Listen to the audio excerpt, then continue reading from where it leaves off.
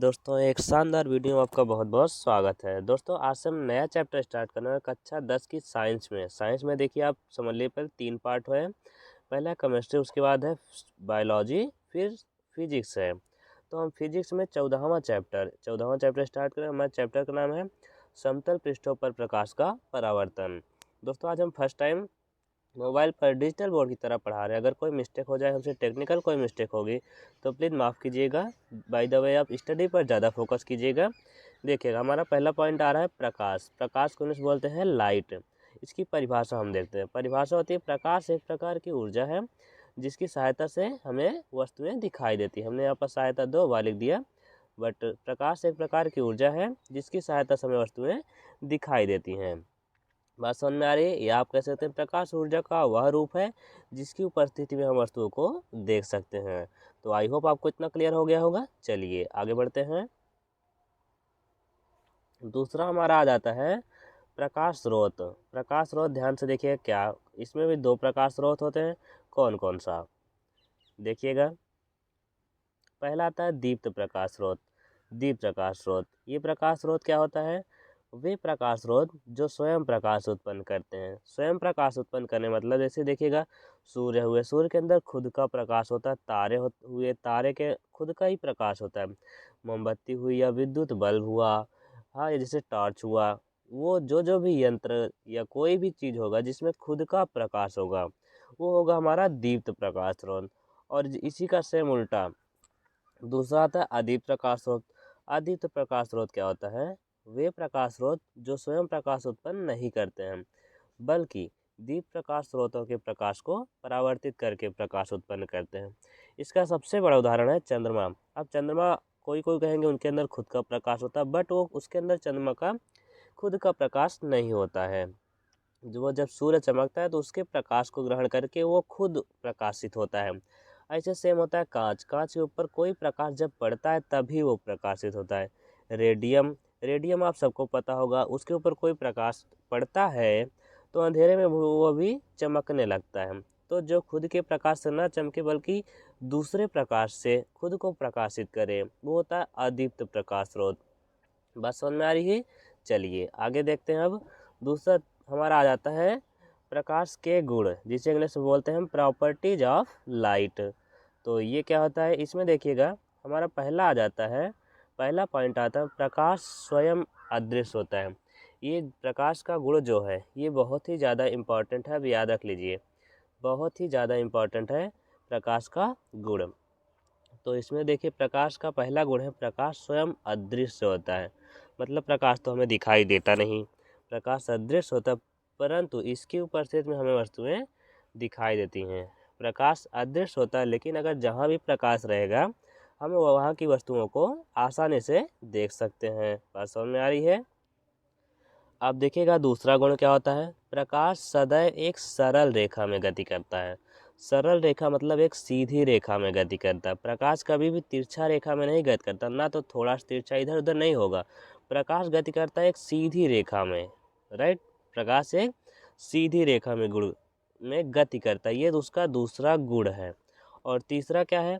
प्रकाश पारदर्शी माध्यमों में से गुजर सकता है, परंतु अपारदर्शी माध्यमों में गुजर नहीं सकता है। पारदर्शी माध्यम क्या होता है? जैसे कुछ भी यहाँ, जैसे कोई प्लास्टिक की पन्नी हुई, एक तरफ से दूसरी तरफ अगर हम देख सकते हैं तो वो होता है पारदर्शी माध्यम, उसमें से प्रकाश गुजर सकता है। लेकिन अपारदर्शी जैसे ईंट हो गया, मान लो दीवार हो गई, तो एक तरफ से दूसरी तरफ प्रकाश नहीं पहुंचेगा, तो वो हुआ अपारदर्शी। इसका मतलब हुआ पारदर्शी माध्यम प्रकाश गुजर सकता है, परंतु अपारदर्शी माध्यम प्रकाश नहीं गुजर सकता है। ये हुआ उसका तीसरा गुण। उसके बाद आ जाता है हमारा प्रकाश के संचरण है तो किसी माध्यम की आवश्यकता नहीं होती। माध्यम का मतलब समझ रहे हैं? जैसे मान लो हवा हुआ, पानी हुआ, या कोई भी माध्यम हुआ, सघन माध्यम हुआ, विरल माध्यम हुआ, कांच हुआ, कोई भी माध्यम होगा, प्रकाश हर माध्यम में गति कर लेता है। इसकी किसी भी माध्यम की स्पेशल आवश्यकता नहीं होती। उसके बाद आता है जब प्रकाश एक माध्यम से दूसरे माध्यम प्रवेश करता है तो वह अपने मार्ग से विचलित हो जाता है, मतलब वह थोड़ा सा दूर हट जाता है। जैसे मान लीजिए प्रकाश ये जा रहा है, तो यहाँ तक मान लीजिए हवा है, इस तरफ है पानी मान लो, तो हवा से जब पानी में जाएगा तो सीधा नहीं जाएगा, वो थोड़ा सा झुक जाएगा। आप इसका प्रैक्टिकल कर सकते हैं। जैसे पानी भर लीजिए, उसमें अगर आप टॉर्च मारेंगे प्रकाश, तो वह एक सीधी रेखा में नहीं जाएगा बल्कि थोड़ा सा झुक जाएगा। बात समझ में आ रही है? उसके बाद देखिएगा, निर्वात में प्रकाश की चाल 3 × 10⁸ मीटर प्रति सेकंड होती है। इसका मतलब प्रकाश की चाल होती है जो 3 × 10⁸ मीटर प्रति सेकंड होती है। इसे अगर हम सीधी सरल भाषा में कहें तो 3 लाख किलोमीटर, 3 लाख, देखिएगा 3 लाख किलोमीटर, उसके बाद 5 जीरो, तो 3 लाख किलोमीटर प्रति सेकंड, मतलब 1 सेकंड में प्रकाश 3 लाख किलोमीटर जाता है। आप अंदाज़ा लगा सकते हैं कितनी तेज़ से प्रकाश की चाल होती है। उसके बाद हमारा आता है प्रकाश की तरंग दैर्घ्य। एक तरंग दैर्घ्य 4000 एंगस्ट्रॉम से 8000 एंगस्ट्रॉम तक होती है। ये साइन आप जो देख रहे हैं ये एंगस्ट्रॉम के, जैसे किलोमीटर, जैसे कोई भी दूरी को किलोमीटर में नापते हैं ना, कोई भी चीज़ के मापन जैसे भार को किलोग्राम में नापते हैं, वैसे तरंग दैर्घ्य की चाल, तरंग दैर्घ्य को एंगस्ट्रॉम में मापते हैं। बस समझ में आ गई?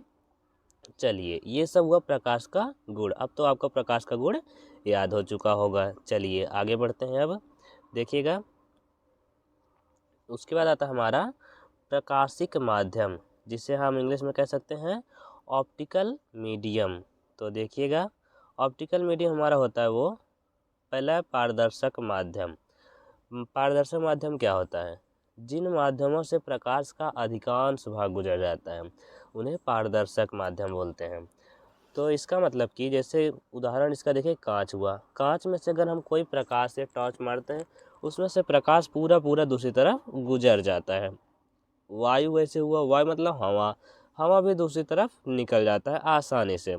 तो एक तरफ से दूसरी तरफ जब प्रकाश निकल जाए तो होता है पारदर्शक माध्यम। राइट, बात समझ में आ रही है? दूसरा जाते हैं पारभाषक माध्यम। पारभाषक माध्यम मतलब जिन माध्यमों से प्रकाश का केवल आंशिक भाग ही गुजर पाता है उन्हें क्या बोला जाता है? पारभाषक माध्यम। आंशिक भाग मतलब बहुत थोड़ा सा भाग। जैसे उदाहरण में देखेंगे हम तो दूषित जल, गंदा जल होगा जैसे, तो ऊपर से अगर प्रकाश पड़ेगा तो पूरा प्रकाश का भाग नहीं जाएगा दूसरी तरफ, बस थोड़ा सा हल्का हल्का जाएगा। जैसे घिसा हुआ कांच जैसे हो गया, अगर घिसा हुआ कांच जो होगा उसमें अगर कोई प्रकाश पड़ेगा तो पूरा पूरा दूसरी तरफ नहीं दिखेगा, बल्कि थोड़ा सा उसका कुछ भाग ही, मतलब आंशिक भाग ही गुजर पाएगा। उसके बाद आता है तेलीय कागज। आप इसका एग्जांपल तो कर भी सकते हैं, जैसे कागज हो जाता है कभी कभी, उस पर अगर तेल गिर जाता है तो उसमें अगर कोई प्रकाश पड़ता है तो पूरा पूरा नहीं बल्कि थोड़ा थोड़ा दिखता है, प्रकाश दूसरी तरफ जाता है। तो ये होता है पारभाषक माध्यम। उसके बाद आता है अपारदर्शक माध्यम। अपारदर्शक तो ये सिंपल सी बात है, जिन माध्यमों से प्रकाश का कोई भी भाग गुजर नहीं पाता है उसे क्या बोलते हैं? अपारदर्शक माध्यम। तो ये वाला तो एकदम कन्फर्म सबको याद हो चुका होगा।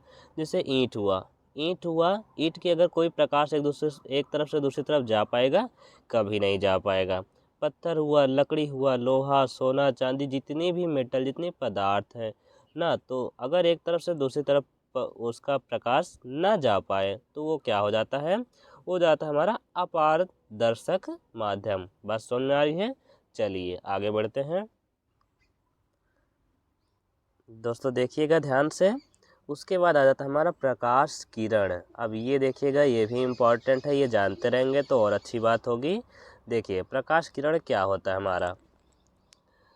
जब प्रकाश किसी पारदर्शी माध्यम में सरल रेखा मध्य में गति करता है। पारदर्शी माध्यम समझ सकते हैं, जिस तरफ से एक तरफ से प्रकाश दूसरी तरफ गुजर जाए। तो एक तरफ से दूसरी तरफ मतलब पारदर्शी माध्यम में सरल रेखा, मतलब प्रकाश तो सदैव एक सीधी रेखा में गति करता है, उसे बोला जाता है सरल रेखा में गति करता है। तब प्रकाश के पथ को क्या बोलते हैं? प्रकाश किरण बोलते हैं, प्रकाश किरण बोलते हैं। तथा प्रकाश किरणों के समूह को प्रकाश पुंज कहते हैं। प्रकाश पुंज मतलब इंग्लिश में बीम बोलते हैं। बीम नाम तो सुना ही होगा आप सबने। तो इसकी सीधी सी परिभाषा क्या हो गई? जब प्रकाश किसी पारदर्शी माध्यम में सरल रेखा में गति करता है तब प्रकाश के पथ को प्रकाश किरण कहते हैं तथा प्रकाश किरणों के समूह को प्रकाश पुंज कहते हैं। बात समझ में आ गई, सबको याद हो चुका होगा हमारे हिसाब से। देखिए अब प्रकाश पुंज निम्नलिखित 3 प्रकार के होते हैं। पहला क्या होता है, अभिसारी प्रकाश पुंज, जिसे इंग्लिश में बोलते हैं कन्वर्जेंट बीम ऑफ लाइट। दूसरा क्या होता है, अपसारी प्रकाश पुंज, जिसे डाइवर्जेंट बीम ऑफ लाइट। और थर्ड क्या होता है, समांतर प्रकाश पुंज, जिसे इंग्लिश में क्या बोलते हैं, parallel beam of light. Sorry यहाँ पर गलत हो चुका है, यहाँ पर होना चाहिए parallel, PARALLEL, parallel beam of light. Parallel मतलब होता है समांतर, यहाँ पर ये डाइवर्जेंट नहीं रहेगा, पैरेलल बीम ऑफ लाइट। चलिए बारी बारी से हम एक एक चीज़, एक एक परिभाषा को देखते हैं। तो हमारा पहला आता है प्रकाश किरण में अभिसारी प्रकाश पुंज, जिसे इंग्लिश में क्या बोला जाता है, कन्वर्जेंट बीम ऑफ लाइट। तो देखिएगा ध्यान से, अभिसारी प्रकाश पुंज क्या होता है, जब प्रकाश की समस्त किरणें एक ही बिंदु पर मिलती हैं तो उन प्रकाश किरणों के समूह को क्या बोला जाता है, अभिसारी प्रकाश पुंज बोला जाता है। इसका मतलब क्या हुआ, जब प्रकाश की समस्त किरणें, देखिएगा यहाँ पर कोई बिंदु O है, दिख रहा है एक बिंदु, जब प्रकाश की समस्त किरणें, देखिए एक ये प्रकाश की किरणें ये सारी सभी देखिएगा एक ही बिंदु पर मिल रही हैं। जब भी ऐसा कंडीशन आ जाए कि एक ही बिंदु पर सभी प्रकाश की किरणें मिले तो उस कंडीशन को क्या बोला जाता है, अभिसारी प्रकाश पुंज। बात समझ में आ रही है। और सेम ऐसे ही दूसरा है, वो भी देखिएगा, अपसारी क्या होता है, जब प्रकाश की समस्त किरणें एक ही बिंदु पर मिलती हुई प्रतीत होती हैं। जैसे जब प्रकाश की समस्त किरणें एक ही बिंदु पर मिलती हुई प्रतीत होती हैं, जैसे देख सकते हैं मिलती हुई प्रतीत होते हैं, या इसे एक और बोल सकते हैं, जब प्रकाश की समस्त किरणें एक ही बिंदु से आती हुई प्रतीत होती हैं। जैसे देख सकते हैं यहाँ कोई बिंदु O है, यहाँ सभी किरणें निकल रही हैं, एक ही बिंदु से निकल रही हैं। तो इस परिभाषा क्या होगी, जब प्रकाश की समस्त किरणें एक ही बिंदु से आती हुई प्रतीत होती हैं तो उन्हें क्या बोला जाता है, अपसारी प्रकाश पुंज। बात समझ में आ गई। जब प्रकाश की समस्त किरणें एक ही बिंदु पर देखिएगा मिलती हुई प्रतीत होंगी या मिलती हैं तो उन्हें अभिसारी बोला जाता है। और जब एक ही बिंदु से आती हुई प्रतीत होती हैं तो उन्हें अपसारी प्रकाश पुंज बोला जाता है। आई होप आप सबको इतना क्लियर हो चुका होगा। चलिए तीसरा देखते हैं, समांतर प्रकाश पुंज हमारा क्या होता है। समांतर प्रकाश पुंज देखिएगा, जब प्रकाश की समस्त किरणें, देखिए जब प्रकाश की समस्त किरणें एक दूसरे के समांतर होती हैं, देखिएगा ये सारी किरणें एक दूसरे के समांतर होती हैं। समांतर रेखा मतलब जो आपस में कभी भी न मिले, इन्हें चाहे जितना बड़ा कर दिया जाएगा ये रेखाएं कभी भी नहीं मिलेंगी एक दूसरे से। तो जब ऐसी कंडीशन आ जाएगी जब प्रकाश की समस्त किरणें एक दूसरे के समांतर होती हैं तो उन प्रकाश किरणों के समूह को समांतर प्रकाश पुंज कहते हैं। तो आशा है करते हैं कि आप सभी को याद हो चुका होगा, इतनी सारी बातें क्लियर हो गई होगी। जिसे किसी भी डिफिनेशन में कहीं भी कोई भी डाउट होगा आप जल्दी से कमेंट कीजिएगा। तो समांतर प्रकाश पुंज क्या हो गया हमारा, जब प्रकाश की समस्त किरणें एक दूसरे के समांतर होती हैं तो उन प्रकाश किरणों के समूह को क्या बोला जाता है, समांतर प्रकाश पुंज। तो चलिए आगे बढ़ा जाए फिर। उसके बाद अब हमारा डायरेक्ट आ जाता है प्रकाश का परावर्तन। तो ये सबसे ज़्यादा इम्पॉर्टेंट है, तो ध्यान से देखिएगा। प्रकाश का परावर्तन, जिसे इंग्लिश में बोला जाता है रिफ्लेक्शन ऑफ लाइट। तो प्रकाश का परावर्तन क्या होता है, हम जैसे जैसे समझा रहे आप डायरेक्ट याद करते जाइएगा। देखिएगा, जब प्रकाश किसी चिकनी व पालिशदार सतह पर आपतित होता है तो उसका अधिकांश भाग सतह से टकराकर उसी माध्यम में वापस लौट जाता है। तो इस घटना को क्या बोला जाता है, प्रकाश का परावर्तन। देखिए चित्र के माध्यम से समझते हैं। ये देखिए नीचे यम डैश, ये वाला चीज़ क्या है, ये चीज़ क्या है हमारा, ये है कोई परावर्तक पृष्ठ जो यहाँ पर बोला गया चिकनी या पालिशदार सतह।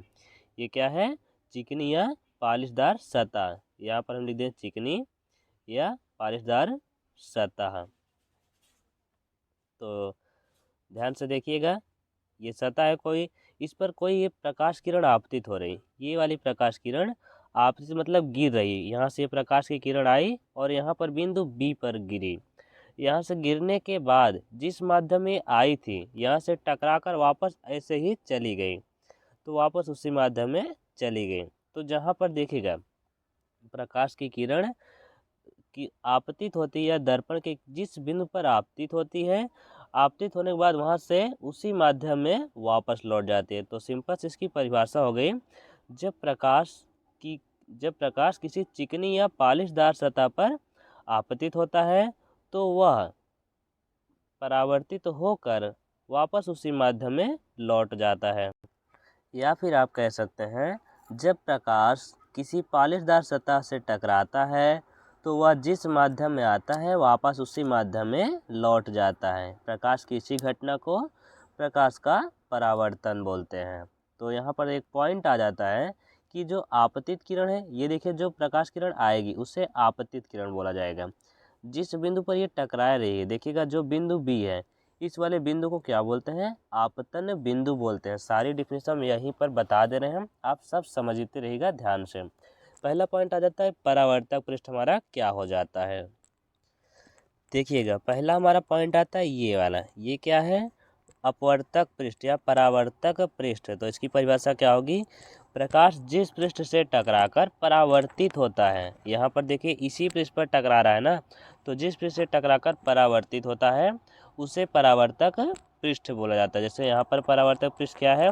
यम यम डैश, यम यम डैश क्या है? परावर्तक पृष्ठ है। दूसरा आता है हमारा ये आपतित किरण। इसकी परिभाषा क्या होगी? वह प्रकाश किरण जो समतल पृष्ठ पर आकर टकराती है। जैसे यही वाली किरण है जो पृष्ठ पर टकरा रही है यहाँ पर आकर, तो जो भी प्रकाश किरण टकराएगी समतल पृष्ठ पर, वो वाली किरण क्या होगी? आपतित किरण। दूसरा पॉइंट हमारा आ जाता है परावर्तित किरण। परावर्तित किरण क्या होगी? वह प्रकाश किरण जो समतल पृष्ठ से टकराकर उसी माध्यम में वापस लौट जाती है। जैसे यहाँ से प्रकाश किरण आई तो ये हो गया आपतित किरण। तो समतल पृष्ठ से टकराने के बाद जो किरण वापस उसी माध्यम में लौट जाती है वही होती है परावर्तित किरण। और यहाँ पर परावर्तित किरण क्या है? यहाँ पर है सी और ये है बिंदु बी, ये बी सी। तो परावर्तित किरण यहाँ पर कौन सी है? B C. और आपतित किरण क्या है? A B. अब उसके बाद आता है हमारा आपतन बिंदु। आपतन बिंदु हम पहले बता चुके हैं, जहाँ पर आपतित किरण और परावर्तित किरण गिरेंगी। जहाँ पर ये आपतित किरण गिरेगी वहीं से तो किरण भी परावर्तित भी होगी, तो दोनों किरणें जहाँ भी मिलेंगी उसे ही बोला जाता है आपतन बिंदु। और यहाँ पर आपतन बिंदु है बी। चलिए आगे बढ़ते हैं। उसके बाद आ जाता है हमारा अभिलंब। अभिलंब क्या होता है? आपतन बिंदु से, ये आपतन बिंदु, आपतन बिंदु से पृष्ठ के लंबवत, मतलब इस समतल पृष्ठ के लंबवत खींची गई रेखा को क्या बोलेंगे? अभिलंब। जैसे ये था समतल पृष्ठ, उसके ऊपर अगर कोई अभिलंबवत लाइन खींची जाएगी तो वो होगा अभिलंब। जैसे यहाँ पर 90 अंश बनेगा, इधर भी 90 अंश का कोण बनेगा। तो ये हो गया हमारा अभिलंब। और अभिलंब का नाम क्या है? B N. हमारा अभिलंब यहाँ पर है बी एन। उसके बाद आता है हमारा आपतन कोण आई। ये हमारा आपतन कोण। इसकी परिभाषा क्या होगी? आपतित किरण और अभिलंब के बीच बना कोण ही क्या कहलाता है? आपतन कोण आई कहलाता है। तो आपतित किरण और अभिलंब के बीच बना कोण आई को आपतन कोण कहते हैं। इसे स्मॉल आई से प्रदर्शित किया जाता है। और ठीक इसका उल्टा परावर्तित किरण और अभिलंब के बीच बना कोण परावर्तन कोण कहलाता है, जिसे इसका स्मॉल आर से प्रदर्शित किया जाता है। तो ये बात हो गई इसकी प्रकाश का परावर्तन और इसकी सारी परिभाषाएं, जितने भी चीज़ यूज हुआ है सबकी परिभाषा हमने जान लिया है। चलिए अब आगे बढ़ते हैं। इसके बाद आ जाता है हमारा परावर्तन के प्रकार। तो परावर्तन के कितने प्रकार हैं? परावर्तन के 2 प्रकार हैं। कौन कौन से? आइए हम जानते हैं। पहला है नियमित परावर्तन। नियमित परावर्तन क्या होता है? नियमित परावर्तन की डिफिनेशन बहुत ही सिंपल है। देखिएगा, जब प्रकाश की समस्त किरणें किसी पॉलिशदार सतह पर आपतित होती हैं तो परावर्तन के पश्चात एक दूसरे के समांतर होती हैं। जैसे यहाँ पर आप देखिए कोई ये पॉलिशदार सतह है, यम एम डैश कोई पॉलिशदार सतह है। यहाँ पर जितनी भी प्रकाश की किरण ये आ रही हैं, ये समतल पृष्ठ से टकराने के बाद जब परावर्तित होंगी तभी भी एक दूसरे के समांतर रहेंगी। आप फिगर में अच्छे से देख सकते हैं कि यहाँ पर ये सारी किरणें एक दूसरे के समांतर हो रही हैं। तो देखिएगा, जब इसकी परिभाषा सिंपल याद कर लीजिए, जब प्रकाश की समस्त किरणें किसी पालिशदार समतल सतह पर आपतित होती हैं तो परावर्तन के पश्चात भी एक दूसरे के समांतर रहती हैं। तो इस प्रकार की घटना को क्या बोलते हैं? नियमित परावर्तन। तो नियमित परावर्तन तो आप सब समझ ही चुके होंगे। चलिए आगे देखते हैं हमारा अनियमित परावर्तन क्या होता है। दूसरा होता है अनियमित, या जिसे हम बोल सकते हैं विसरित परावर्तन। तो विसरित परावर्तन क्या होता है, ध्यान से देखिएगा।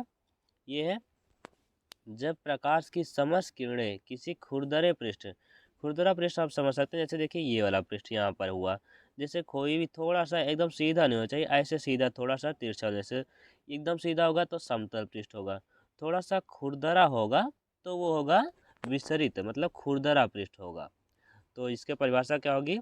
जब प्रकाश की समस्त किरणें किसी खुरदरे पृष्ठ पर आपतित होती हैं तो परावर्तन पश्चात सभी किरणें विभिन्न दिशाओं में फैल जाती हैं, विभिन्न दिशाओं में फैल जाती हैं। इस प्रकार के परावर्तन को अनियमित या विसरित परावर्तन कहते हैं। आप फिगर में देख सकते हैं, यहाँ पर ये जो किरण है देखिएगा, ये इधर गई, फिर उसके बाद दूसरा परावर्तन हुआ, ये उधर घूम गई, फिर ये किरण इधर घूम गई, मतलब समांतर नहीं होगी, कोई इधर जाएगी कोई दूसरी तरफ जाएगी, चारों तरफ फैल जाएंगी। तो ऐसा जब परावर्तन होगा तो इस प्रकार के परावर्तन को अनियमित या विसरित परावर्तन बोलते हैं। उम्मीद है कि आपको समझ में आ ही गया होगा। तो चलिए फिर आगे बढ़ते हैं, और आपको पहले बता दें कि इसका उपयोग कहाँ किया जाता है। अनियमित या विसरित परावर्तन का उपयोग कहाँ पर किया जाता है? अनियमित परावर्तन का उपयोग, जैसे कमरा होता है, कोई खिड़की हो, खिड़की में जो कांच लगाते हैं, खिड़की होता है उसमें जो कांच लगाते हैं वो थोड़ा खुरदरा पृष्ठ होता है, उसका एकदम प्लेन नहीं होता, वो खुरदरा पृष्ठ होता है। क्यों होता है? ताकि जब प्रकाश की उस किरण उस पर पड़े तो वो सीधा कमरे के अंदर न जाए, बल्कि थोड़ा सा इधर उधर होकर परावर्तित हो जाए, जो हमें ज़्यादा हमारी आंखों पर प्रभाव नहीं डालती हैं, मतलब चमकने लगता है ज़्यादा तेज़ी से। तो अगर खुरदरा पृष्ठ रहेगा तो हमारी आंखों पर ज़्यादा प्रभाव नहीं पड़ता है। यही कारण है खिड़कियों में कांच जो लगा होता है खुरदरा पृष्ठ का होता है। और दूसरा जो आता है जैसे अखबार होता है, अखबार में जो होता है वो भी एकदम खुरदरा होता है, मतलब प्लेन एकदम नहीं होता, और सस्ते कागज़ होते हैं। तो क्यों? उसका भी बहुत बड़ा कारण है, क्योंकि जैसे मान लीजिए धूप में अगर कोई पेपर को पढ़ता है, अगर प्लेन एकदम होगा, कोई समतल होगा, तो उस पर प्रकाश किरणें जो पड़ेंगी बहुत ज़्यादा ही परावर्तित होंगी और हमारी आंखों पर बहुत ज़्यादा प्रभाव पड़ेगी। बस समझ आ रही है? अगर वो खुरदरा पृष्ठ होगा तो प्रकाश की किरणें विभिन्न दिशाओं में फैल जाएंगी और हमारी आंखों पर ज़्यादा चकाचौंध नहीं लगेगा, मतलब हमारी आंखों पर ज़्यादा चमकेगा नहीं, और हम आसानी से छोटे बड़े शब्दों को देख सकेंगे। तो यही कारण है। तो आई होप आप सभी को समझ में आ गया होगा। चलिए आगे बढ़ते हैं। आगे हमारा क्या है देखिएगा, परावर्तन के नियम। परावर्तन के कितने नियम हैं? तो परावर्तन के 2 नियम हैं। परावर्तन के नियम है के मुख्यतः 2 नियम होते हैं, और इंग्लिश में बोला जाता है लॉज ऑफ रिफ्लेक्शन। तो इसमें पहला नियम, हमारा प्रथम नियम क्या होता है, ध्यान से देखिएगा। आप पहले हम डिफिनेशन पढ़ के बताएं, उसके बाद समझाते हैं। आपतित किरण, परावर्तित किरण तथा आपतन बिंदु पर डाला गया अभिलंब तीनों एक ही तल में होते हैं या एक ही पृष्ठ में होते हैं। प्रथम नियम हमारा क्या है? आपतित किरण, परावर्तित किरण तथा आपतन बिंदु पर डाला गया अभिलंब तीनों एक ही पृष्ठ में होते हैं। तो देखिएगा, हम पहले पेज नंबर 9 पर चलते हैं, फिर समझाते हैं। देखिएगा, इसमें जो ये आपतित किरण है और ये अपवर्तित किरण है, परावर्तित किरण है, तीनों, और ये अभिलंब जो है, ध्यान से देखिएगा, पहले हम इसे इरेज कर लेते हैं तब समझाते हैं। देखिएगा, जो ये अभिलंब है हमारा, जो आपतित किरण है,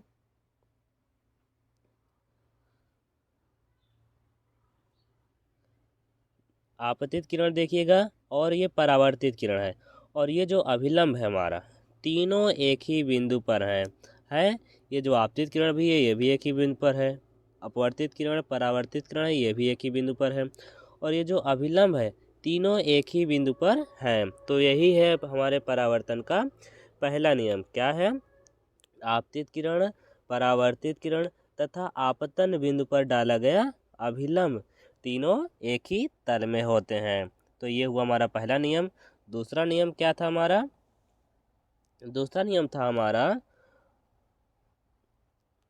आपतन कोण I सदैव परावर्तन कोण R के बराबर होता है। अर्थात कोण I बराबर कोण R। इसका मतलब चलिए फिर से पेज नंबर 9 पर चलते हैं। तो क्या था वो देखिएगा। जो हम दूसरा नियम है, बोला गया आपतन कोण I, मतलब कोई आपतित किरण है और अभिलंब के बीच बने कोण को आपतन कोण बोलते हैं। तो आपतन कोण I सदैव परावर्तन कोण R के बराबर ही होगा। जैसे देखिए कोई यहाँ से ये समतल पृष्ठ है, यहाँ पर कोई आपतित किरण है, यहाँ कोई परावर्तित किरण है, बीच में तो अभिलंब बनता ही है। तो आपतित किरण और अभिलंब के बीच बना कोण को I बोलते हैं, परावर्तित किरण और अभिलंब के बीच को R बोलते हैं। तो जितना I होगा उतना ही सदैव R होगा। ये हमारे परावर्तन का द्वितीय नियम है। तो बात समझ में आ गई। तो हमारा पहला नियम था आपतित किरण, परावर्तित किरण तथा आपतन बिंदु पर डाला गया अभिलंब तीनों एक ही तल में होते हैं। और दूसरा नियम था आपतित किरण तथा अभिलंब के बीच बना कोण I तथा परावर्तित किरण अभिलंब के बीच बना कोण R सदैव बराबर होते हैं। अतः कोण I बराबर क्या होता है? कोण R के। यही हमारा है द्वितीय नियम। आई होप आप सभी को ये पूरा आज का ये टॉपिक समझ में आया होगा। तो इसके बाद हमारा प्रकाश की उत्क्रमणीयता, प्रतिबिंब दर्पण, ये सब आते हैं जिसे हम अगली वीडियो में हम सब पढ़ेंगे। तो वीडियो आज का कैसा लगे हमें आज कमेंट बॉक्स में बताइएगा ज़रूर, ताकि हम ऐसे वीडियोज आपके लिए और लाएँ और अच्छा सा बेहतर समझाने की कोशिश करेंगे। तो दोस्तों, अगर आप हमारे चैनल पर नए हो तो प्लीज़ चैनल को सब्सक्राइब कर लीजिएगा और साथ में बेल आइकन को भी प्रेस कर दीजिएगा, क्योंकि आपको डेली इसी तरह के कंटेंट्स मिलते रहेंगे हमारे चैनल पर। तो चलिए आज की वीडियो हम यहीं पर समाप्त करते हैं। इतना आपको कंफर्म याद ही हो गया होगा। आगे की इस वीडियो में हम कल आगे जो जो बचा है हम कल की वीडियो में सीखेंगे। तब तक के लिए जय हिंद।